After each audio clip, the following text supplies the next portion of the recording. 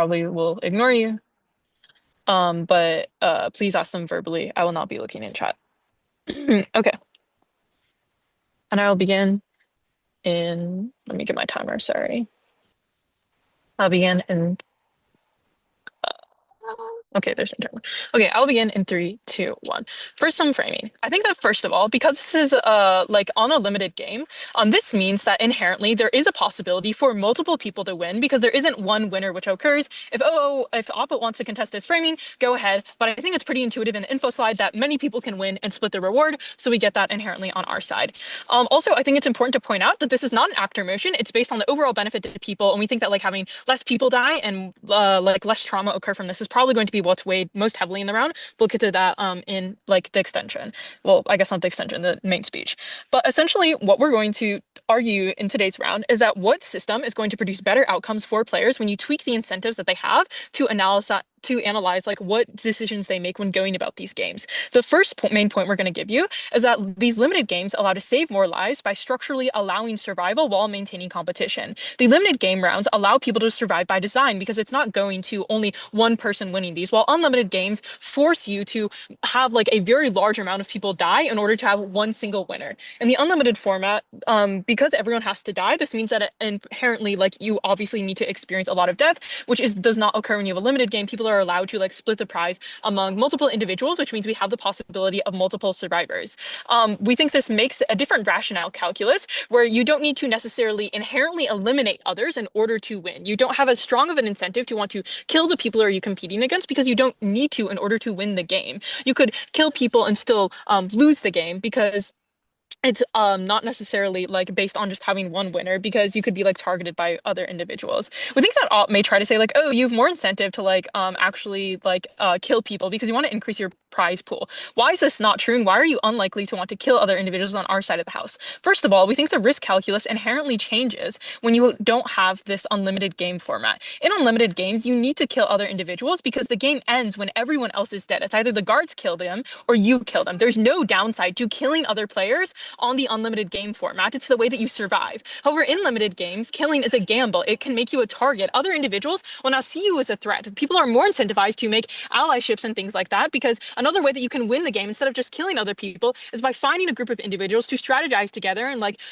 finding a way to like win these games that are challenged against you. You don't need to kill other individuals in order to win the game. So we think it's likely that people are going to be incentivized to have different allyships and things like that in order to win games. You don't need to necessarily kill other individuals because it's not one person winning. This means that people who want to form allies, which we think is just inherently true, you can look at Squid Games, look at Gihyun, look at player 61, 67 Saebyok, like there are people who want to form allies with other people and would be happy to split the prize with other individuals, but they can't Point. because of the current structure. I'm not accepting it right now because of the current structure of the game. So this means that if you do kill individuals, you quite risk making yourself a target to these individuals who are saying like, hey, we could just win by like strategizing with one another and not killing everyone because we don't need to all win.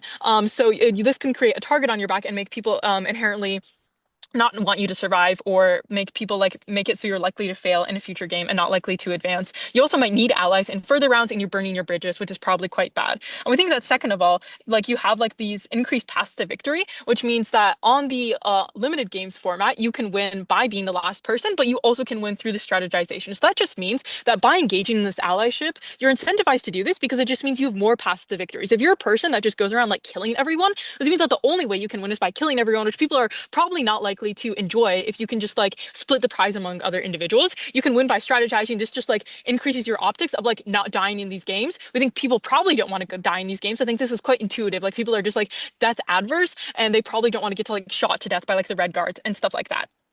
Also, we think that like just the game theory here is inherently richer because you have coordination problems, social negotiation, and time-based trust building. All of these things are absent when you're just basing it on a death-based like match where like everyone is inherently going to die. Before I get into the impacts, I'll take a POI from CO. Squid Game is a TV show where no one actually dies. How do you respond? Okay, well, we're both debating on like the optics of like a TV show that's not real. I don't fucking sorry, no swearing, but I don't understand this POI. We're both debating in like not real scenarios.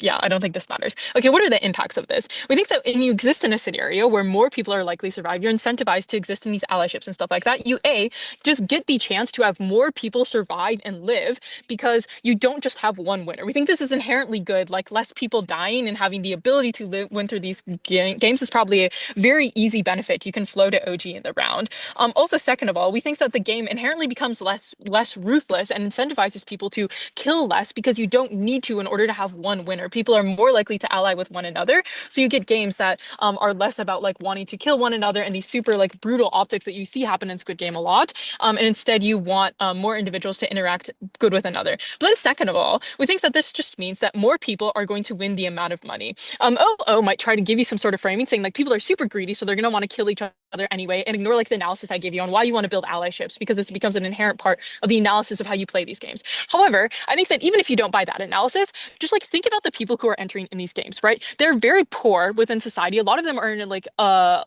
in situations where even like a small amount of money would greatly help them to just be able to like afford food on a daily basis and stuff like that. So we think that because of that, like people will probably believe that the money that they get from these games is significant enough to change their lives, even if it is split among people. But then also, secondly, we tell you that people are probably quite adversive to wanting to die. Even if they get slightly less money, they probably view that better, like, oh, I get some amount of money out of this, and I'm not going to die. Like that's probably seen as like a benefit of like a trade-off we can make on our side of the house where maybe people have slightly less money, but it still can help them because they're inherently like poor and in bad scenarios, but then also they're not going to die, which we think people probably don't want. We also think that this is going to be more net good because it's spread among like a larger amount of people because more people are likely to be able to live from the results of this game because there's not just one single winner. This means that the money is spread out to a large amount of people. Why is this good? We think that just like more people can lose the money when like Gihyun wins like the entire prize, like he becomes so rich that it's hard for him to spend all of his money effectively and be able to like be meaningful with it. We think when it's spread about a larger pool of people, you get more chances of helping more people across more like poor scenarios to be able to like help like their families afford food and stuff like that. We also think that there's a possibility if more people revolt who live from Squid Games to be able to revolt against it in the future and form a community outside of Squid Games. Why is this so? You just have more people living. We think it's probably easier for them to like challenge Squid Game when you have like an optic of like way more people who can like go against it in the future and stop like the games from occurring and like being able to revolt against this is kind of harder to do if you're just like one person in Gihon who lives from it. Yeah, so proud to propose. Thank you for that wonderful speech, Prime Minister. Speaker spoke for 7 minutes and 7 seconds. Now calling on Leader of Opposition to start the clash. Here. Hello, hello. Can I at least get a confirmation if I am audible before and clear before I begin my speech? Yes, you're audible. Thank you. Also, POIs, I prefer verbal POIs. Just feel free to interrupt and wait for me to acknowledge you. Okay. Just setting up my timer. Starting my speech in three, two, one. I think that the biggest problem coming from the case that OG just presented us is that it's not in line with the clash and the true spirit of what this debate is all about. Earlier there was this motion clarif in the Discord that asked if this motion is being debated under the perspective of the universe that Squid Game operates in, or if it's one that takes to account how the actual real world dynamics of it being just a show and the messaging that it gives. It was made clear that this should be taken from the perspective of the people in that universe, the people who will be beholden to these games. And while OG did respond to that accordingly, we should take the motion still at its best. So let's analyze. The motion is that the Squid Game should adapt a limited game format. It's akin to a policy motion still at the end of the day, insofar that people are the ones enforcing the rules of this game. They're the ones who control what the game will be, what the games will be, and how certain rules will be implemented. So, as per the motion clarif, it should be already clear that OG is actually off Clash. They don't need to prove how this will be good for people who are participating in the games. They needed to prove why, first and foremost, the operators and the managers and the VIPs of POI. these games and the VIPs of this game, not 1 minute yet, will agree towards having this type of format while also showing that it's actually in line with the game master's principles. So before anything else, some clarifications. Firstly, a limited game format, as the info side suggests, is one wherein more people will probably win, meaning likely the prize money will have to be split between the winners. Whereas in an unlimited game format, there's only one winner, and we're going to prove why that is most in line with the ideals of those who are heading these games. The second level to this then, the second clarification then, is on the goals of the game masters in themselves.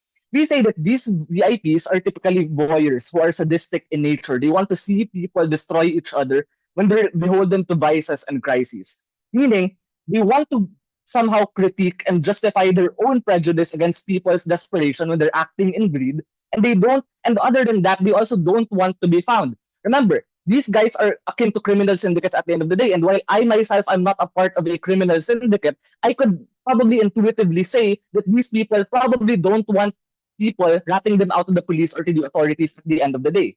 The last clarification then is on the motivation of the players in themselves. Because likely these are players who are beholden to debt and poverty as we've seen in the show. Meaning, if there's a limited game format, they're probably going to be less incentivized to take or bite into that game, given that it's probably going to be split at the end of the day and they're not going to be able to pay their billions of dollars in debt. Before I continue to my arguments, I'll take the POI now.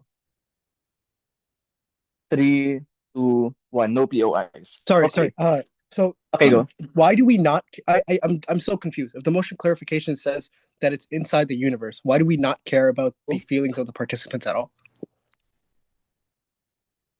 Sorry, I won't honor that anymore. You've taken too much time. Two arguments in this speech. The first is that this is more having a unlimited game format is more in line with the goals of the game masters. Two levels to this.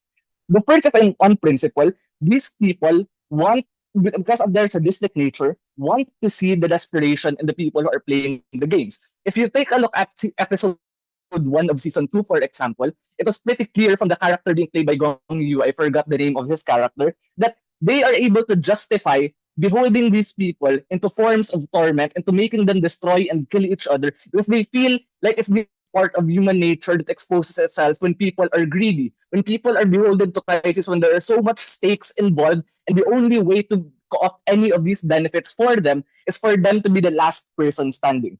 When you adopt a limited game format, now the outcome of this will be that your your ideals will be suspended and that you're going to be actively going against them. Meaning, you're no longer going to be able to witness the annihilation of morality for the high stakes that are involved because now people have an impetus to work together. And when people work together, it shows virtue. It forces you to rationalize that these people aren't as bad as you thought. You lose that moral justification for meant these people in the first place. In terms of impact, the hope that a limited game format creates is simply antithetical to the principles of why this game is enacted in the first place. The second level to this is the more pragmatic one. That is, if you are a criminal, you wouldn't want to risk getting caught.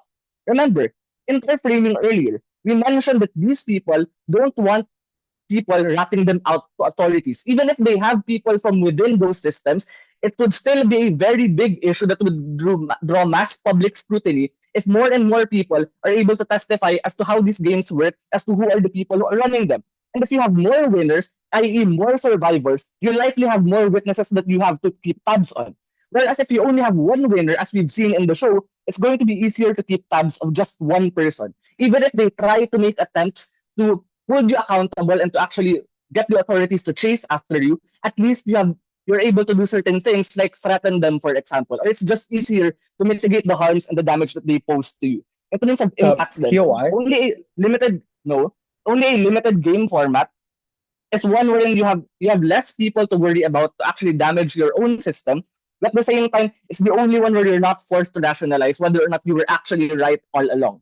The second level then is that a limited game format leads to factionalism that diminishes the entertainment value for those who are watching, i.e. the VIPs. The first level to this is to say that people can obviously work together if now less stakes are involved and that not only one person needs to take part in the games. However, just for the purpose of engagement, we'll also debate as to why this would still be bad at the end of the day, even if there's less incentive for people to like try to be the last person standing. Notice how even then, and this is engaging with the case by OG, is that the incentive to kill is going to be symmetric on both sides. Yeah, you eliminate the incentive for people to feel desperate and to be the last person standing. But now there's an impetus for people to betray each other. Because remember, these people are in desperate need of money. What's stopping them then from betraying those people whom they are working with to ensure that they're the only ones who will get that reward at the end of the day? So I think from that alone, OG already falls. But more than that, in terms of the enjoyment that the game masters themselves will feel, we say that the carnage in itself of the games is the entertainment that they have. Meaning, even if it's not the most principally sound one on our bench, we say that it's going to lead to a more in line with the action mechanics and the way because they're going to lose their interest the moment they lose their justification for tormenting others. They're going to feel like the games are to no avail. It's going to be boring at the end of the day when people resort to the same tactics of working together just to win. Well, watching people kill each other is probably more entertaining for them. In terms of impacts in this future, I've proven to you that one, VIPs will lose interest if you adopt a limited game format. This leads to the game failing, and now you force them to rationalize people being not as bad as they think, losing their moral motivation to do any of this, but at the same time risking the likelihood of them getting caught. And for that, you must.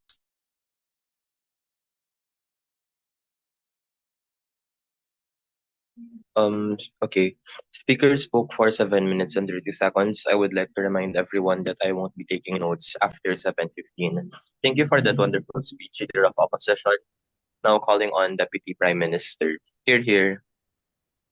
All right. 3, 2, 1. There's immediately two things I want to note, and please clarify this right now. At the top of Kira's speech, she tells you that this is not an actor motion. CO, please take note of this. Do not make the same mistake OO does. The motion says this House believes that Squid Game should adopt a limited round format. Nowhere in the motion does it say that it is in the interest of the VIPs or it is in the interest of Squid Game. We believe that it is in the universe, and there's a general conception of what is good or bad for Squid Game itself. Even if this is not the case, we still believe that our case still stands.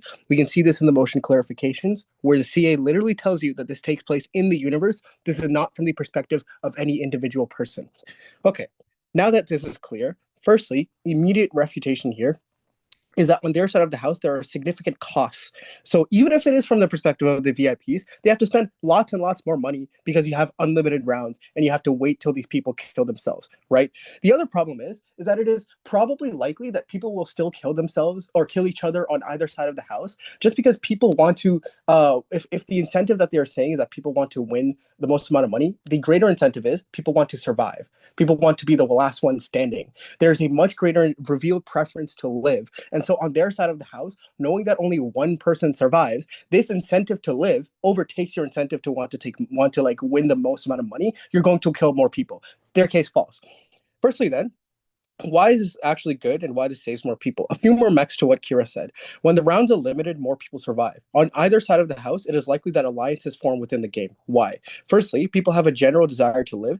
There's a revealed preference to live. Secondly, people are in these games for significant periods of time. They likely have a desire to make friends and form relationships. Why? 4 reasons. One, this is a unique experience that people go through.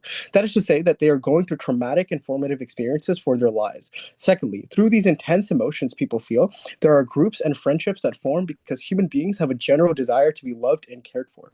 Thirdly, people within these games have shared experiences. They're all going through the same sorts of financial struggles. That is to say, the fear of debt and the social stigma against financial struggles in South Korea affects these players to this degree that they can all relate to each other, even outside of the Squid Game. Fourthly, people have varying capacities within the game. This forces players to strategize better and optimize for the best result possible within the Squid Game. Why? All players prefer to survive within the game with some money rather than dying along the way. Note that the worst possible outcome for these players is to die throughout the game, and considering these players obviously don't want to die, any deficiencies in skills or traits that they might have will bring about insecurities. For example, Jun-hee in Season 2 allying with the men in Season 2 because she is pregnant and this harms her physically. Knowing this, she understands her physical disabilities, the disadvantages that she has, and this forces people to form alliances. So we think that alliances are likely to form in this particular case because people know that they are not likely to win each game, and there are different strengths and weaknesses for each person. Secondly, you have a much greater chance of survival within this version of the games when you ally with people and you can maximize the amount of skills you can access with the kinds of people you're allying with. You are then you just increase the chances of winning the game per the analysis Kira has already given you. Firstly, on some weighing. Survival with some money matters significantly more than no survival without money. So what I mean by this, on their side of the house, the chances of death significantly increase. That is to say that more people will die and your chance of winning goes significantly down, right? They tell you from the perspective of the VIPs and game masters, this is good because it makes the game more competitive. The problem is, I've already mentioned this is going to cost a lot more, but this is nowhere near as competitive, or sorry, nowhere near as interesting because the alliances, because there's little incentive to now actually form alliances because people know that they're just going to die. Why is that the case? Op needs to fight the burden that more people die and your chances of winning get significantly reduced. When you die, you can't see your family again. You can't pay back the people you've harmed or feel guilty about. Most people enter the Squid Game or have financial difficulties because they want to provide for their families. On their side of the house, there's a much greater likelihood of people voting to end the games. Why is this bad? And no, you can vote to like end the games if you get a majority, and it's much greater on their side.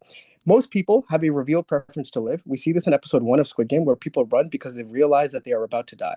Why are they likely to vote against the Squid Game? Firstly, people are oftentimes quite short termist. That is to say, recency bias affects you a lot. When you've just seen hundreds of people die in front of you, you are rushed with adrenaline and anxiety and fear. Your fear of death massively increases to this extent that because you can't conceptualize the concept of unlimited rounds, you want to end the game right away. Whereas it is easier to conceptualize, okay, the Squid Game is 6 rounds. I just need to last 6 rounds and I'll be fine. But on their side of the house, if you can't conceptualize this causes a great deal of uncertainty and anxiety, leading to people to want to vote to leave the game. Secondly, you play more games on their side of the house. It is difficult for people to conceive the number of games that will actually be played. There's a much greater incentive to either vote against playing the game or kill everyone around you because you want the games to end quicker. The players have a preference for fewer games. Why? Because each game means there's a significant chance of you dying and losing the game. People don't like generally they don't want to play the games, right? They don't want to increase their chances of death.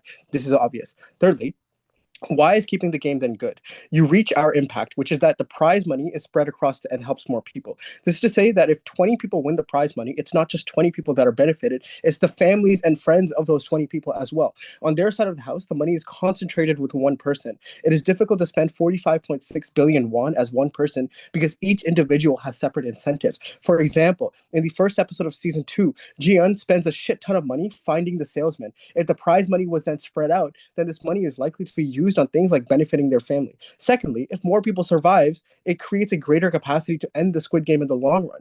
Why? Kira tells you that you can form communities with Squid Game winners outside of the game. Why? Because the experience of the Squid Game is unique. Not a lot of people will believe you. For example, in season 1, Jian went to the police to explain the Squid Games, and the cops did not believe him. This means that these communities form out of mutual understanding of these experiences. Secondly, this is good because now you can revolt against the Squid Game and stop people from dying in the future. Thirdly, we believe that the Squid Game itself, the existence of the Squid Game, is bad because it exploits financial struggles within South Korea. It exploits people who are in debt, EOI, and it kills a lot of poor people. You're way over time. Um, and it kills a lot of people who don't have the capacity to improve their current situation. So we think that more people dying is like probably a bad thing, and we think that the Squid Game itself should probably then just end. We've told you that the the mechanism for you to want to live supersedes any mechanism for you to want to gain money. That is to say, you are more likely to kill other people if you are fearing death than you are to fear losing money. With that said, proud to propose.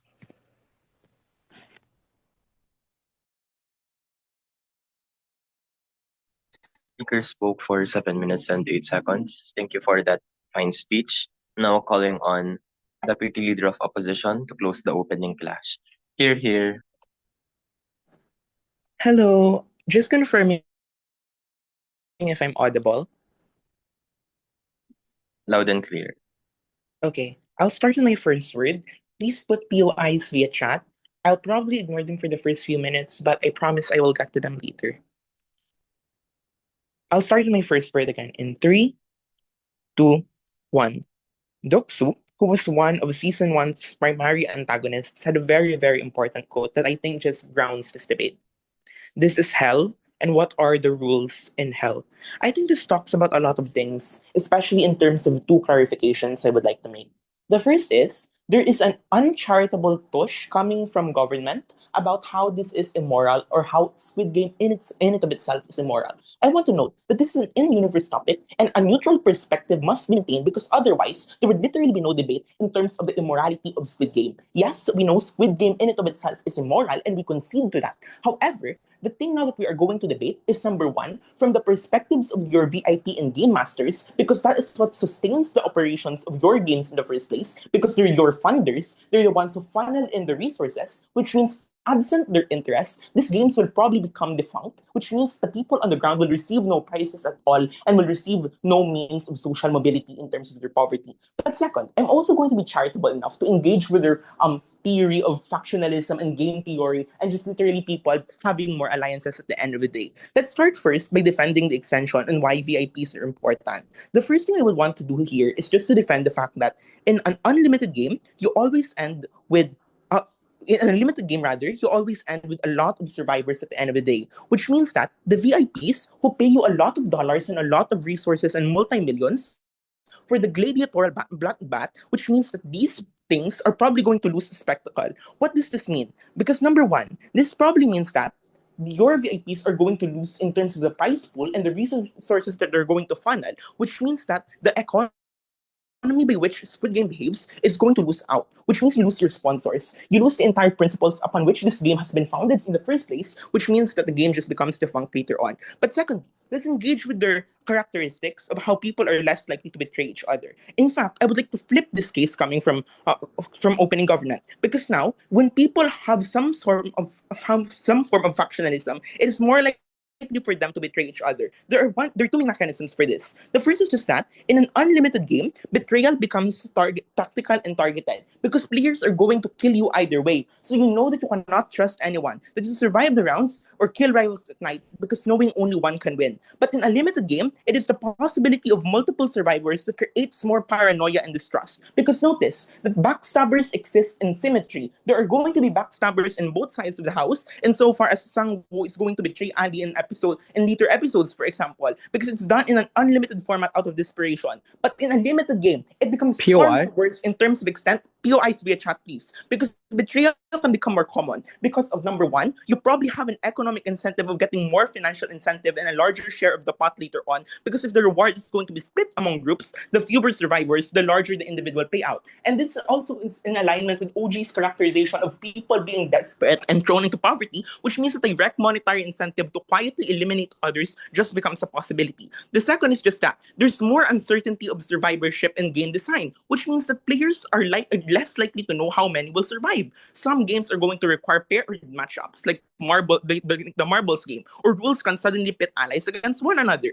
So in terms of game theory, this more uncertainty just makes long-term alliances risky. Yes, it might lead you to later rounds, but you never know when your partner or your friend is going to stab you in the back because we already see a heightened incentive for people to stab in the back anyways, which means that alliances are still going to be destroyed because the structure still forces betrayal, but this betrayal just becomes much more conniving and just becomes much more secret and quiet at the end of the day. In a limited game, players are still going to preemptively avoid and sabotage these alliances just in case future rounds are going to demand solo performance nevertheless. Let's go then into the preemptive weighing. But before that, POI, go. Yeah, Three. so considering backstabbing is symmetric, do you think people are more likely to kill out of fear of death or because of money? And don't you think that unlimited rounds would also cost a lot of money? Number one, in terms of the cost of unlimited rounds, these VIPs are your hedonists, which means they are probably very, very rich enough and have lots of social status to pay for all of these rounds insofar as it entertains them, which is why the entertainment value of structural reasons you got from my first speaker earlier is important. Because absent this entertainment and the principles of being hedonists and voyeurists, you get less resources on your ground, which means Squid Game will never fly. The second thing then, on the extent of betrayal, because we do agree that it's symmetric on both sides of the debate. The first thing I would like to point out is just that even if, let's engage with your best case, that even if people are going to be trustworthy and are going to pretend to be trustworthy, and it gets you to later rounds, when it's in the final round, they're probably going to betray you nevertheless. Which means that because you are now more proximate to these people, you are less likely to believe that they are ever going to be able to betray you. Which means that even if this is not an actor motion and you want to debate on the people on the grassroots level, this probably means that people have now their guards lowered down, which makes them much more susceptible and vulnerable to betrayal at the end of the day. Because the mechanisms for these betrayals still exist. You still have the economic incentive because you were the ones who said that people are desperate for money and they were thrown into poverty and they were thrown into a lot of financial incentives, which means they likely would want a larger share of the pie. And secondly, because now it is far more easier for them to be conniving and betrayers. Because in the original unlimited game format, people know that only one is going to survive. So people are always going to have their own guards up. But in the limited game format, insofar as they know that factionalism is more likely to exist, they're more likely to be trustworthy of others. They're more likely to be trustworthy of people who are probably going to like disguise themselves, like what Frontman or like what other players did in season 2 of the Squid Game. Let's go into the comparative weighing of this. There are three main metrics as to how you would want to weigh this debate. The first is just that opposition made a very, very good push when we tell you that the unlimited format is essential to the game's narrative principles of absolute desperation and like the importance of this for your own neutral perspective on the side first of your VIPs and game masters. Because number one, this is very important because the unlimited format manifests the exact voyeurism that your supporters would want you to give, your hedonists, because the game offers you the chance not for survival of money, not for survival alone, but for the complete absolution or annihilation of your morality. Is that thing that those VIPs would probably want, and it's that thing that gives you money and sustainability for Squid Game in the first place. The second thing we tell you is, even on the side of players themselves, there's going to be much more greater incentive and much more moral harm on their side because players still have economic incentives to betray you. Players are still going to, your most proximate players are now the ones that you are going to trust the most because of factionalism, which means it's far easier for them to contend and betray you at the end of the day. And the third main thing that I want to tell you is that this debate happens in neutral ground. It's not about the immorality of Squid Game. Otherwise, this tournament literally will not exist. But it's about the viability of Squid Game, of how it impacts people on the ground, and of how it entertains sponsors. We are the only team which is the most holistic and central in this debate, which we think is an 0-0 win. Very proud to oppose.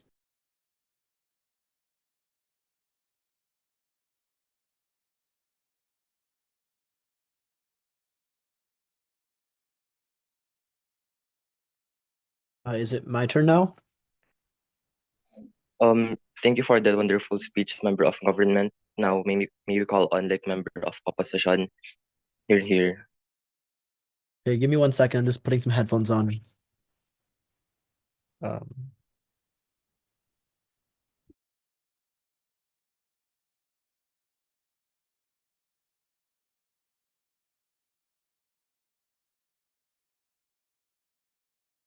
okay, am I clear? Can you guys hear me? Yes, loud and clear. Okay. Okay, good, good. All right. Well, my speech will start in 3, 1 sec. Okay, my speech will start in 3, 2, 1. Oh wait, sorry, I need to get a timer. I'm so sorry, guys. Let me just grab a timer. It's 7 minutes, right? Yeah, okay. Sorry. Again, I'm gonna start again. All right. My speech will start now for real in 3, 2, 1. I'm going to flag our extension for clarity. Our extension is that under an unlimited round format, people are more likely to vote to leave the game, which would save more lives in the immediate present. Our second extension, which I might be able to get to, is an unlimited round format allows for fairer games. So a few things that everybody can agree on in this debate, or everybody should be able to agree on. The Squid Games are immoral and people dying is bad. I think even a neutral actor would agree to this because we are judging this on the neutral average informed voter. I think the average informed voter is somebody who doesn't want to die, who can probably extend this to the regular other people. They probably don't want people to die. They probably agree that dying is bad. Also, we can also agree that marginalized people are more disadvantaged than rich people, and so the poor people who are the players in this game probably matter more than the higher ups who manage these games because they're uniquely unable to self-actualize. They're taken advantage of, and so they matter more on this metric. And so, However, I think a lot of the impacts that both opening half teams give are difficult to prove and therefore difficult to weigh. It is difficult to say whether or not the Squid Games are or aren't likely to end if more people get out under a limited round format. There are probably structural reasons against this. I mean, if it is true that there's like a VIP like crime ring that can do Squid Games, then I'm sure they have ways to account for more people getting out under the limited round format. Also, I think it's unlikely to prove whether or not rich people are more or less likely to sponsor the games if it's a limited or unlimited round format. Because let's be fair here, poor people dying is going to be as more or less symmetrically as entertaining in both worlds, right? So the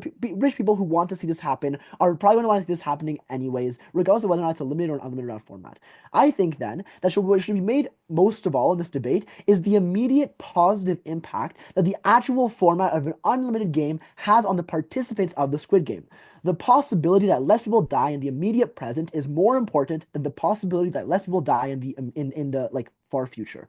A bit of framing then. What happens in a Squid Game? In a Squid Game, there's always a possibility that after a game ends, you can get a majority of people to vote to leave the games. This is an intrinsic part of the games, and this is probably the most important mechanism that poor people have taking part in these games to actually leave POI. alive. Not yet. People who are playing the Squid so who are the people playing these Squid Games? People who are playing these Squid Games are in desperate situations. We know this. Therefore, it is probably true that they have a preconceived bias against voting to leave. This is like how gambling works, right? Or wait one sec. Felix, stop moving my notes, please. Wait one second. They have a preemptive bias against wanting to leave. So after all, their lives suck and they want to make money. This is why they're going to vote to stay in the game. However, I think this incentive gets worse if there's a limited round format. Why is this the case? Well, this is true because now the probability of winning goes up. They see, okay, more people can win together. Now it is not just one person who can win and the probability is relatively low. Now it is multiple people that can win. And so people are less incentivized to leave the game if they're uncertain about the future, right? And so I think that our impact, I'm going to get to it, is that when people can vote to leave the game, they're going to have a higher incentive to POI. leave the game if it's an unlimited round format. Not yet. So most people are not rational, which means that when they hear, oh, I only need to live 6 more rounds to get some money, they'll think that they're the ones who can do that. Tens of millions of people play the lottery, yet only one person can win. Yet the lottery industry makes millions of dollars, hundreds of millions of dollars. Each person thinks they can win. But people want to leave the game. People, I think, probably value their lives and even if their lives suck, they probably value their lives when they realize that they can actually die in the game. Because when they see people dying, they get a reality check. Right, when you look at, for example, what happens in the red light, green light game, right? Everybody's happy to participate until they realize that when you lose the game, you get shot in the head, right? And so when you see that immediate shock of people dying, you probably aren't thinking like the amount of the preconceived bias you have of like I can win probably goes away for that second because you believe, oh crap, I can actually die, right? Their life is actually at stake. I think this creates a strong motivation to leave, right? Point of However, information. okay, I'll take a point of information from Hamza. I guess he's asking. Okay, so firstly, do you admit that you are knifing your opening? Because your opening does tell you that you care about the VIP's interests. And in your case, if people leave the game, that you're not meeting the VIP's interests. Okay, so I think that, this isn't an actor motion. I think this was made clear at the start of the debate. I don't think this is necessarily knifing. I just think I'm drawing a different argument. And I think it's an independent argument that is independent of whatever opening said. So I'm going to keep running this argument. So there you go. All right, so I think that when you have this immediate reality check, I think this is a strong motivation to leave the game. I think this is made stronger when you realize that only one person can leave the game in an unlimited round format. Only one person can win the game when you like get to the end of it, right? However, when you have a limited round format, you have this incentive that you say, okay, I can like team up with other people. I can try to win this game together, right? And so you are less incentivized to leave the game. It means you're more likely to stay in the game. It means you're more likely to die, and it's like worse for the people who do die, right? Because dying is bad, right? I think that we agree on this, okay? So our impact, our positive impact, is that you will, that under an unlimited round format, because of the, I guess, lower probability that there is that you can win under an unlimited round format, our impact is that you're more likely to vote against staying in the game. You're more likely to leave the game. And so why should this be weighed over everything else? Because as I said at the very start of the speech, a lot of these other impacts are rather nebulous and they don't actually get to the like inherent incentives or immediate positive impacts that the actors can take from this in the Squid Game. I think that the possibility to vote people out and that if you can or to get people to leave the game and the immediate impact you get from this is probably the most important thing because it's something that is guaranteed. It's guaranteed that you have this voting right to leave, and I think this voting right to leave becomes stronger when you realize that there is a less of a possibility for you to win. Also, what is this? Talk about shutting down the games. Individuals who win have more money to actually stop the games and can do so more easily. Many winners can't. They have less money, more bystander effect, and are less upset about the game. Hopefully that makes sense. Okay, so fairer games also. Okay, so limited games I think are uniquely unfair for people who are even within this specific situation more marginalized, right? Because people who are able to have more social skills, people who are stronger, who have more social capital, are able to band together to try to win these games. This means that the disabled person who joins the game is not able to win under the limited game format. And I think that it doesn't actually allow for the people who we want to survive. And so, at the end of the day, I think that people voting out is good. That's my case.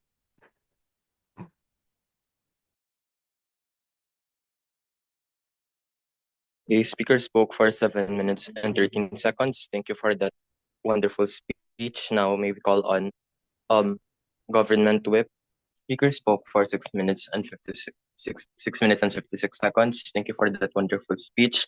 Now to end this debate, calling on opposition whip. Here, here.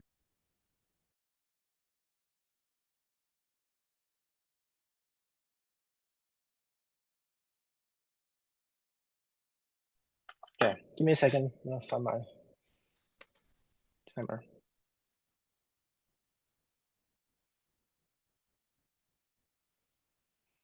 Yeah. Okay.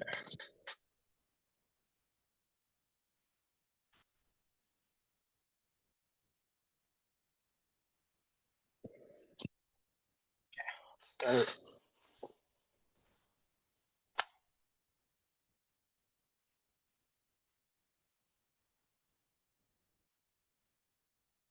Okay, in three, two, one. Starting on OG, they have some case tension. Kira tells us that they won't kill each other and that whatever. You have huge incentives, I think, first of all, to kill each other. Killing two people means less competition, fractionally more money, which is significant, right? If there's two survivors, killing the other one doubles the amount of money you get. This is a significant amount. On betrayal and teamwork, I think front half teams wash each other out on this. On both sides, people want money. Money earned is fractional, right? So if there's three winners, you kill two people and you just triple the amount of money you get. I think yeah, so either way, the amount of life saved from this is insignificant. Funding for the games comes from people who are entertained, right? The VIPs. I'm going to talk a lot about the structural reasons. 500 people go in. This means let's say over multiple games, 20 people leave or 15 people leave. This means significantly less money for each people. I'll explain how this is extremely important later. The issue with the OG case is that if people are winning a 20th of the prize, and so many people can survive by working together or whatever, people will continue going back into the games until they do die. People who win the lottery usually become bankrupt or spend it all extremely quickly. These are people who with bad spending habits, who are likely gambling addicts, or just don't have the resources societally to not spend their money poorly. They're likely to go back into the game because they think this game is very easy. I survived with 20 other people, giving them more money and whatever. This means that most of these people are going to eventually die anyways. Most of the people are going to eventually die anyways. On cost of rounds, I think from our front half, this means the VIPs they're the rich, they don't care this. Also, I think this is important, very very important framing. Okay, the VIPs, what do they want? First of all, they're rich, but they also want entertainment. They get off on watching people die. This means that if you do 3 rounds of red light, green light, and 50 people survive, no thank you. The next time you run the games, you're going to increase the distance so that only 5 people survive. Structurally, if the VIPs who are controlling the game want people to die, then on either side, on the same amount of rounds, you're going to get the same amount of survivors, right? If you do 3 rounds of harder red light, green light, or however many rounds you do on either side, the VIPs are going to make it so that only like 5 people survive. Very little. They do this because they like to bet on who wins, right? They do this for entertainment. They like watching like poor people die because they see them as like so far below us. Structurally, on either side, I think it's pretty likely that very few people die. So the delta becomes like 1, 2, or 3. Next thing, this like takes off a lot of OG. Next thing is what is best is probably just taking down the show as in the game stops. I'm going to flip the OG claim, and also I think my partner talked about it, so I'm going to mech it out. Why are we able to better shut down the game? I think first of all, also one other thing on our front half, there are rich people in the universe using a lot of effort to keep the game hidden. This means that if people try to reveal the games, even if they like 10 people win and go like try to stop the games, they will likely relocate or kill these people or bribe the police. This completely refutes any OG benefits of saving lives but potentially stopping the game.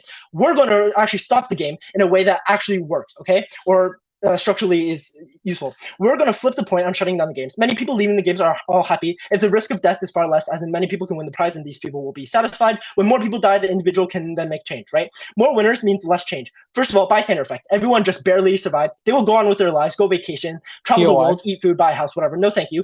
These are things that players dreamed of spending their money on inside. Even 2 winners makes the bystander effect really strong. How will both winners are just going to think the other person is going to shut down this game and spend their money? Secondly, the individual has more motivation. 1 winner watched all their friends die. No one else survived. They're the only survivor, which means that internally they're going to think I'm the only one survived. I have an obligation to try to stop this as the only survivor. Having one winner means significantly more resources, right? If like 15 people have a 15th of the prize, as in like, I don't know, $100,000. This is not enough money to do actual any change. Having one person win like, I don't know, 450 million won is a lot more because they're able to spend like a fraction of this on stopping change and still have enough money to do the things that they want to do because, you know, people are inherently selfish. CG tells us that finding the islands won't work. I think an individual with the motivation to fix things has other ways to do good, right? They can use their money to open food banks to help poor people and not have them be forced to go into these games for just to survive and get some money. They can give it to movements who mobilize for change for poor people to speak against the government and fix issues for systemic like change. They can also just speak out on this. They have money. Importantly, this is a very important mechanism for protection. They're the only ones who won't just get like killed by these rich people because they have enough money to actually be important, right? If you have a 15th or even like a fifth of the prize POI. money, you have significantly less money to do this and be protected, which means, yeah, no, thank you. Yeah, so basically, these people can also alert other people of the games. They can use their money to write like articles and just make like public service announcements to tell homeless people about the game. Because a lot of it is no, thank you. Yeah, so yeah, on to talk about my partner's case. I think this takes out like OG. I think front half our front half doesn't really prove anything. I think CO knifes themselves. They also like kind of misunderstand our case. No one has so far engaged with our case. To really summarize, we give people no, thank you, incentive. It's not been 15 seconds. Stop adding to leave the game, right? If they're uncertain about the future, which my partner's already explained this. If there are a set amount of rounds, everyone will think they have a chance. This is the gambler mindset. This is very common. Everyone thinks they can win. The issue is that many people do win. This means many people won't vote to leave the games. Importantly, voting to leave the game is something that saves the most lives. This quite literally saves everyone's lives who wants to not die, right? These are people, anyone who re-enters the game is like kind of irrelevant because they choose to do this knowing that they're very much likely going to die. I think this is very important. We're giving the people who, just to weigh, we're giving the people who didn't know that people were going to die much more chance to actually leave the game, to actually do so, because everyone is going to have more motivation to vote to leave the game because they think they're less likely to win with one survivor. In terms of fair games, I think the current structure of Squid Game disproportionately rewards betrayal manipulation, which means that this is extremely unjust when you consider who enters the game. Many players are ordinary people, the homeless, the indebted, the desperate. Individuals failed by society. This game also attracts like morally bankrupt people, right? Like con artists, violent criminals, and those who are already like experienced with exploiting people. So in other words, if what OJ tells us is true, that there's betrayal. I think this is just bad because we're allowing people, the vulnerable, like the homeless, to more easily die. We're allowing the morally bankrupt to more easily win. This should be weighed extremely heavily because I've already explained why. Either way, most people are going to die anyways. They're going to re-enter the games. I think we have a very clear margin. We let people who want to leave the game leave the game. We actually shut down the game by letting one person be much more motivated and have the resources to do so, and then we allow morally bankrupt the vulnerable to actually have a better chance on our side of the house. Very proud to oppose. Okay. Thank you, Opposition Whip, for that wonderful speech. Well, that concludes the entire debate. Can give me like 15 minutes to finalize my decision and construct my